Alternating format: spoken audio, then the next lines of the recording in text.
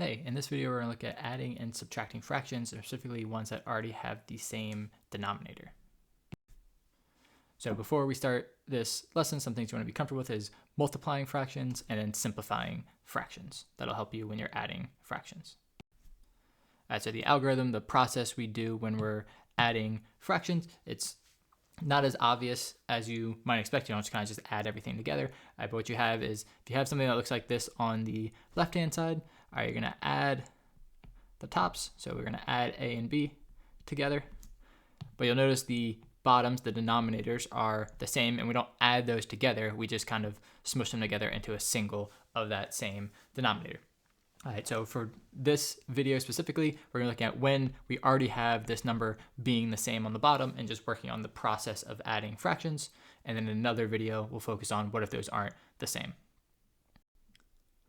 But in our first example, again, first thing to look at is make sure if you're adding fractions that you look at the bottom of the fractions and see that they are the same. So in this case, they're both 3, so we can just do our algorithm where we add together the tops.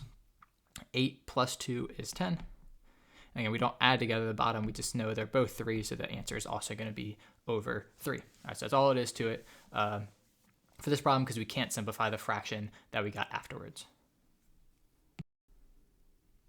In this example, we're subtracting, not much changes for subtraction other than the fact that we subtract those two numbers instead of adding those two numbers. But again, first thing to check, the numbers on the bottom are the same.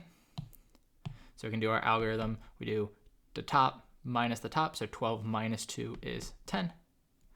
And then the bottom, again, we don't subtract those, we just write that one common number on the bottom. 10 divided by 5 is actually just a number, that's just 2. So in this case, we just get 2 as our final answer. And here's one for you to try on your own. Again, go through the steps, simplify your final answer, and just make sure you understand how to add and subtract fractions. So I'll show you the answer in 3, 2, 1. And the solution here is 1/2. All right, the bottoms of the fractions are the same, so you can add them. And I recognize that 8 over 16, they're both divisible by 8, so I can simplify it to my final answer of 1/2. All right, so now it's time to practice. All right, really straightforward in terms of just being one algorithm. All the practice for this lesson is just the denominator should always be the same, and the next lesson will focus on when they're not the same.